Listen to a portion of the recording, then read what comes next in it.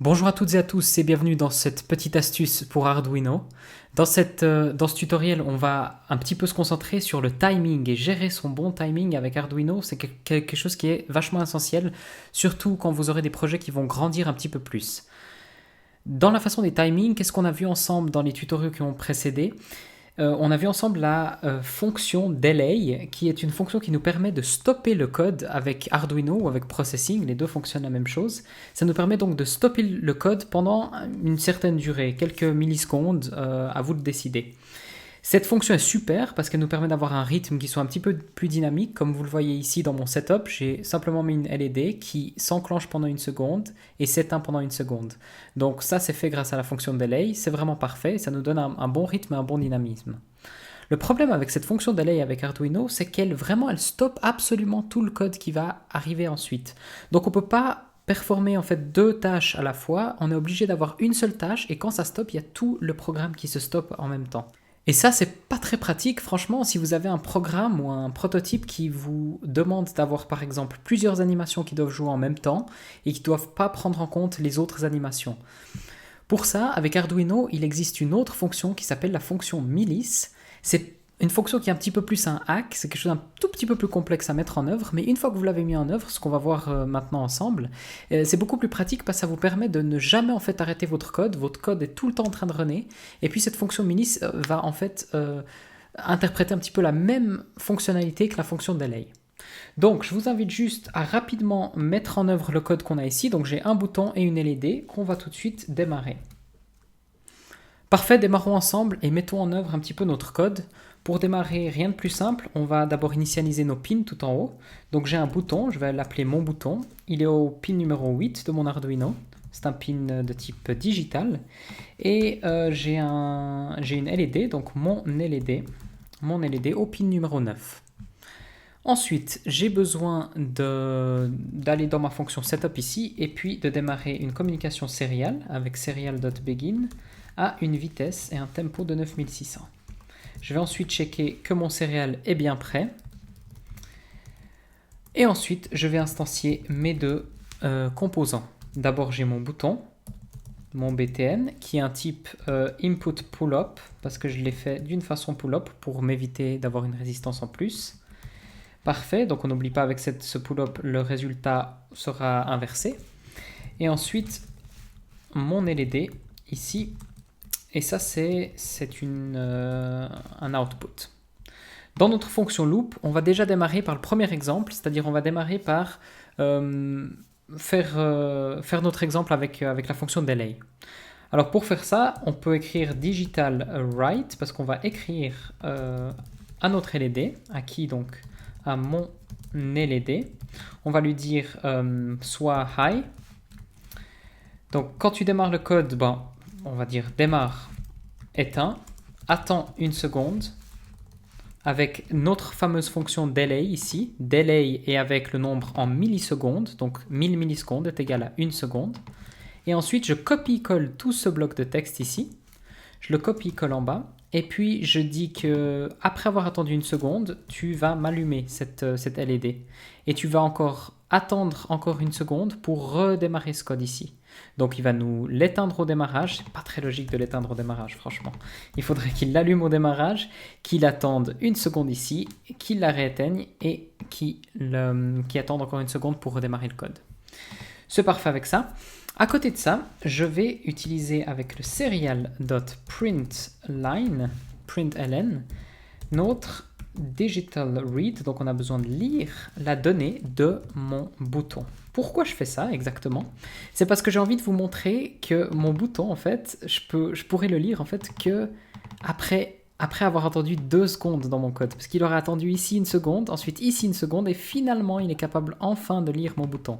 Et c'est là que vous verrez que c'est pas très très pratique, parce que si vous avez un autre code qui a besoin de lire le bouton chaque milliseconde, vous serez pas du tout capable de le faire avec ça. Anyway, lançons ce code sur notre Arduino.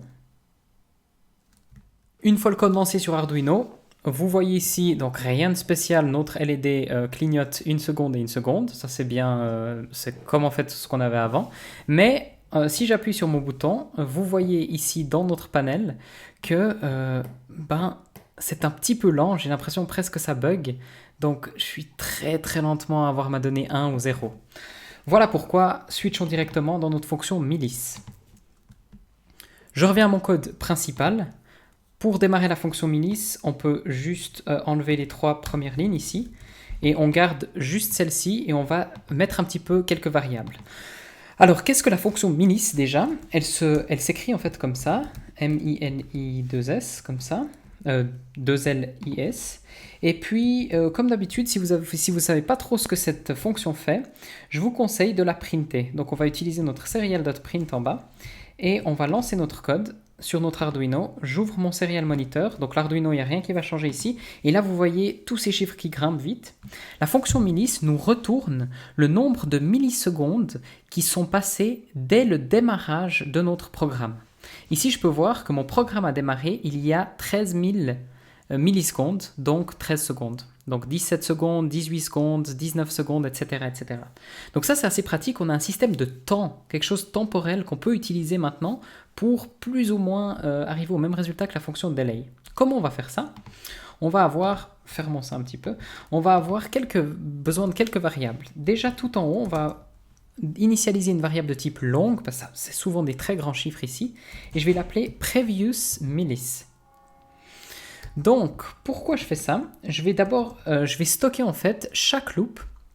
Je vais stocker la valeur précédente qu'il y a eu avant. On verra ça tout de suite après. Et ensuite, j'ai besoin d'une autre variable, cette fois de type int. Et puis, celle-ci, je vais l'appeler par exemple LED delay. Donc, cette variable ici va stocker le temps que je veux attendre. Avant, on avait attendu 1 seconde. Gardons ce même principe pour bien montrer que ça fonctionne. Donc, je réutilise mon chiffre 1000 millisecondes ici. Dans notre fonction loop, je vais pouvoir avoir un code avec un if statement. If quoi? If milice, donc le temps, les secondes qui sont passées dès le début de mon programme, moins le previous milice, qui a démarré à 0, mais vous verrez qu'il sera autre après. Si ce calcul-là est plus grand que mon goal, que le goal donc à 1000 millisecondes, voilà, si ça arrive plus haut que 1000 millisecondes, qu'est-ce que tu vas me faire? Eh bien là, tu vas m'écrire et tu vas faire mon programme. Donc là, par exemple, je peux utiliser digital write, mon LED, et tu vas m'écrire high, par exemple. Ça, c'est parfait. Et à la fin de ce code, je vais ça c'est très important, à l'intérieur de mon if, je vais dire que mon previous milice est égal à milice. Donc je lui redemande de réinitialiser la variable previous milice et qu'elle soit égale en fait au temps actuel, au temps maintenant. Ça c'est très important à voir. Pour finir ce code, j'ai juste besoin d'avoir encore une variable qui n'a rien à voir avec le côté milice, mais c'est une variable de type boolean qui est LED state. Je vais demander, en fait, je vais simplement switcher à chaque fois qu'il rentre dans cette loop et puis qu'il passe à travers cette loop ici, tu vas m'échanger les valeurs de mon LED ici. Donc je vais lui dire que mon LED state qui démarre à 0, 0 ça veut dire low par exemple, donc c'est éteint. Mon LED state, s'il te plaît, switch et devient allumé. Avec ce simple code qu'on a vu dans les tutoriaux aussi qui ont précédé. Et ça, on va remplacer par là. Voilà. Si ça vous paraît un tout petit peu complexe, n'hésitez pas, comme d'habitude, on utilise notre serial.println et on print la valeur qu'on vient d'utiliser ici. Et vous allez voir, j'espère que ce serial.println se lance qu'une seule fois chaque seconde. Ça, c'est très important. Donc, j'ai enlevé maintenant tous les autres éléments. J'ai plus que ce code qui est assez propre. J'envoie ça sur mon Arduino. J'ouvre mon serial monitor. Je vois ici que c'est noté 0,0 partout. On a fait juste une toute petite erreur ici en bas. Je vais pas avoir... c'est juste une erreur de syntaxe. En fait, si on veut inverser une booléenne avec Arduino, vous devez faire égal et point d'exclamation et pas point d'exclamation et égal. Je vous ai laissé cette erreur ici au lieu de la corriger parce que je trouve que c'est relativement important aussi pour vous de voir que ces petites erreurs arrivent souvent. Avec JavaScript, par exemple, il y a une autre syntaxe d'inverser une booléenne et puis là, on l'inverse de cette manière avec Arduino. Donc voilà, c'est des petits bugs qui arrivent. Donc on peut lancer maintenant le code et puis je dois avoir mon 0 et mon 1 qui en fait s'inversent à chaque loop et à chaque seconde surtout. Parfait, donc là j'ai mon 0, 1, 0, 1, et ça c'est la valeur qu'on envoie à mon digital write, et c'est la valeur qui remplace le high et le low. Vous vous rappelez qu'on peut utiliser en fait plusieurs valeurs ici, on peut utiliser true ou false, 1 ou 0, ou high ou low. Donc c'est plus pratique d'avoir 0 ou 1, parce que c'est assez simple à inverser. True ou false fonctionnerait aussi très très bien. Voilà, donc ça c'est assez intéressant. Regardons juste maintenant et revenons un petit peu à notre vidéo. Juste avant ça, il faut qu'on peut en fait enlever notre serial monitor ici et on revient à notre goal principal qui était de pouvoir lire les valeurs d'un bouton push sans avoir besoin d'attendre une seule seconde. Donc vraiment les lire à chaque milliseconde.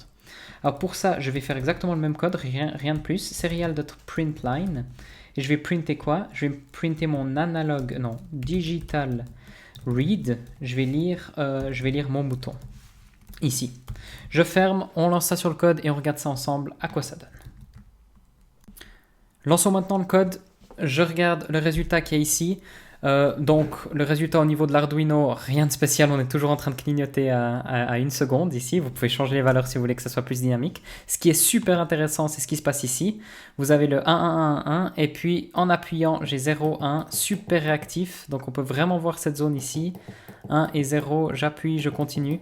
Et là, je suis vraiment pas du tout interrompu par mon LED qui en fait elle-même, elle fait son animation par elle-même et puis mon bouton, il fait son animation par lui-même aussi. Voilà globalement pour cette petite astuce et ce petit trick avancé un petit peu avec Arduino.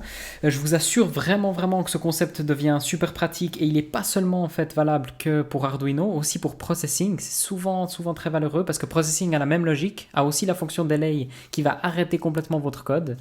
Et puis c'est pas ça que vous voulez quoi.